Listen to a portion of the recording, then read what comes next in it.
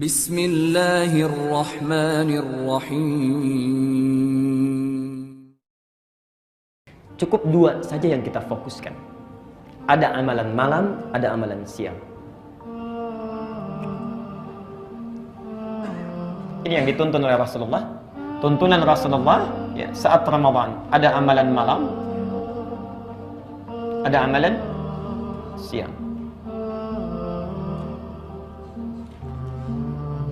Ada yang khusus dilakukan di malam saja, ada yang khusus dilakukan di siang saja. Ada yang berlaku umum, bisa dilakukan malam dan siang. Ada yang cuma malam saja, siang saja, dan ada yang berlaku umum malam dan siang. Baik. Kita petakan dulu, sebagian besar sudah pernah kita bahas. Untuk yang malam, misal qiyam Ramadan yang disebut dengan tarawih itu. Qiyam Ramadan. Khusus malam, jadi nggak ada siangnya. Qiyam Ramadan. Saya tegaskan lagi, kata qiyam menunjuk pada waktu yang sangat luas. Anda bisa kerjakan setelah Isya, kalau hari biasa disebut dengan qiyamul lail. Anda bisa kerjakan di pertengahan malam setelah tidur dulu, kalau hari biasa disebut dengan tahajud. Dua-duanya ada di Quran. Qiyamul lail misal di Quran surah 73 Al-Muzammil ayat 20. Tahajud Quran surah 17 Al-Isra ayat 79 sampai 81-nya. Di bulan Ramadan keduanya disebut dengan satu nama, qiyam Ramadan. Artinya kalau Anda ingin mengerjakan selepas Isya langsung silahkan. Mau malamnya istirahat dulu silahkan. Bapak datang dari kantor jalanan macet, jam 10 sudah bubar. Ingin istirahat dulu, mandi dulu, rehat dulu. Bangun malamnya baru menunaikan qiyam Ramadan silahkan. Khusus hanya malamnya saja. Tapi ingat, baik dilakukan langsung ba'da Isya ataupun malamnya, sifatnya mesti tarawih. Sifatnya, bukan nama salatnya. Ingat ya, sifatnya tarawih. Tenang, bacaannya tenang, gerakan-gerakannya tenang. Jadi Nabi tidak menginginkan kita buru-buru dalam sholat. Anda bisa bayangkan seorang Rasul dijamin masuk surga, bebas dari kesalahan, tidak ada hisabnya, surga tingkatan paling tinggi, saking tenangnya tarawihnya, saking tenangnya qiyamnya. Nikmat bertemu dengan Allah. Ya Allah, rakaat pertamanya 5 juz 4 halaman. Al-Baqarah, Ali Imran, An-Nisa, rakaat pertamanya. Hadis Muslim, nomor hadis 730, 738, 765, 772. Ini dari Hudzaifah Al-Yamani, ini dari Aisyah radhiyallahu anha, ini dari Al-Mughirah bin Syu'bah berserta Abdullah bin Mas'ud. Abdullah bin Mas'ud bersaksi sampai mengatakan, saya pernah sholat di belakang Nabi, bermakmum di belakang Nabi dengan Al-Mughirah bin Syu'bah. Hudzaifah Al-Yamani, Masya Allah, rakaat pertama 100 Al-Baqarah, 100 ayat masih lanjut juga. Dikira akan ruku, ternyata nyambung. Setelah Al-Baqarah selesai dikira ruku, ternyata nyambung ke Ali Imran. Setelah Ali Imran nyambung ke An-Nisa, baru selesai An-Nisa ayat 176 baru ruku. Besoknya nggak ikutan lagi. Abdullah bin Mas'ud. Bukan karena capek, bukan, karena khawatir. Saya khawatir punya prasangka buruk pada hati saya karena menduga-duga kapan Nabi ruku katanya. Mau ruku nggak jadi lagi, mau ruku nggak jadi lagi. Besoknya berpisah dengan Nabi. Masya Allah. Yang saya ingin sampaikan, seorang Rasul saja yang sudah dijamin masuk surga seperti ini sifat sholatnya, masa kita yang bukan Nabi, bukan Rasul, surga nggak jelas, amalan masih berantakan, hisab masih menegangkan. Masya Allah, tarawih dikasih 11 saja pengen cepet-cepet. Yang paling luar biasa, yang 11 saja keluar setengah 9. Masa yang 20 rakaat jam 8:04? Apa yang dibaca? Hati-hati. Tapi hebatnya luar biasa, setelah tarawih mintanya kuat. Ya Allah, jadikan saya sebagai penghuni surga bersama Nabi. Surganya nggak nanggung, Firdaus. Amalan masih begini. Bukan tarawih namanya. Oke. Baik, amalan malam selanjutnya nanti bisa dimaksimalkan. Bacaan Quran. Al-Quran.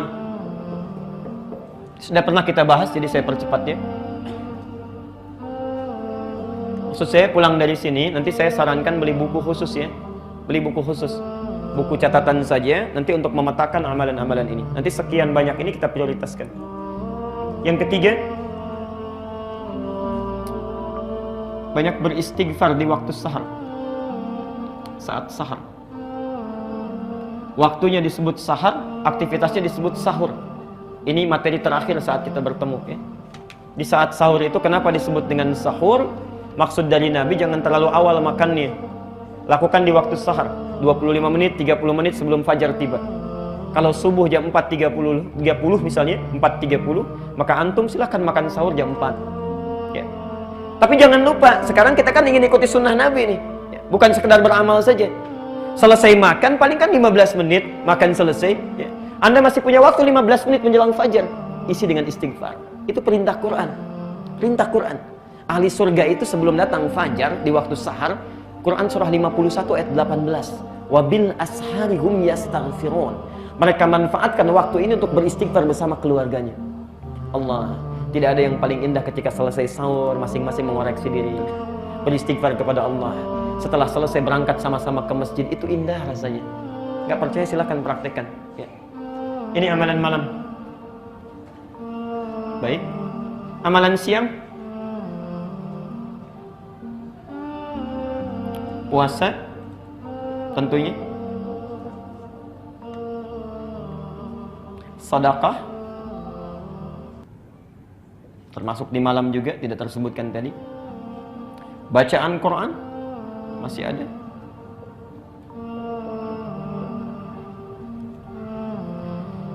Saya akan fokus menerangkan pada yang ini dulu nih. Yang puasa.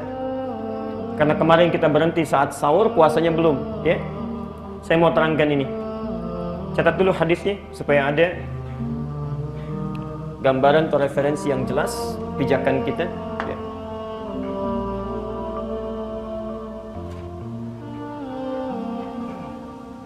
Kita mulai dengan keutamaannya dulu ya. Sebelum kita lakukan ibadahnya, keutamaannya dulu. Saya sering perhatikan, Bapak Ibu sekalian, keutamaan ini sering lalai kita manfaatkan sehingga kita capek menahan lapar dan haus. Tapi ketika Allah ingin memberikan sesuatu, nggak kita ambil, itu sayang betul. Sayang. Kita fokus menahan lapar, menahan haus, berkata-kata yang baik-baik, menahan dari yang buruk-buruk. Cuma ketika selesai masa itu, saat maghrib, saat buka, Allah mau kasih sesuatu, tapi kita nggak ambil. Kita tidak ambil. Yuk kita lihat hadisnya. Satu kita ambil di At-Tirmidzi dulu, dari Abu Hurairah. Nomor hadis 2249 dari Abu Hurairah. Doanya Abu Daud. Nomor hadis 2357. Di An-Nasa'i juga ada, As-Sunan Al-Kubra. Kita ambil salah satunya saja dulu ya.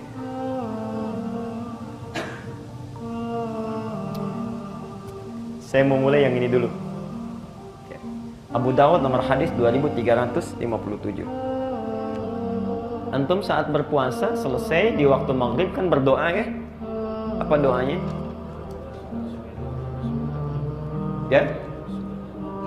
Dhahaba dhama'u, kemudian wabtallatil araqu wa thabatal ajru. Ini ada di sini sumbernya. Di hadis yang Anda bacakan, doa yang barusan Anda bacakan itu sahih. Ya, ala syarti syakhihain ya. Jadi sudah sesuai dengan syarat Al-Bukhari dan Muslim, walaupun tercantum di Abu Daud, tapi syaratnya sesuai dengan syarat Al-Bukhari dan Muslim. Itu di Abu Daud nomor hadis 2357. Saya tuliskan doanya ya, dari Ibnu Umar.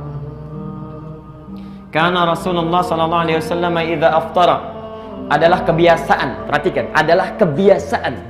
Ya, cara menerjemahkannya. Jadi Nabi terbiasa. Kalau Anda ingin baca doa yang lain banyak terbentang, tapi kebiasaan Nabi yang ini. Karena Rasulullah SAW adalah kebiasaan Rasulullah SAW. Idza aftara, bila beliau akan buka, ya, beliau berdoa. Dhahabad dhama'u, saat beliau buka, beliau berdoa. Dhahabad dhama'u. Kemudian wabtallatil uruq. Wabtallatil uruq.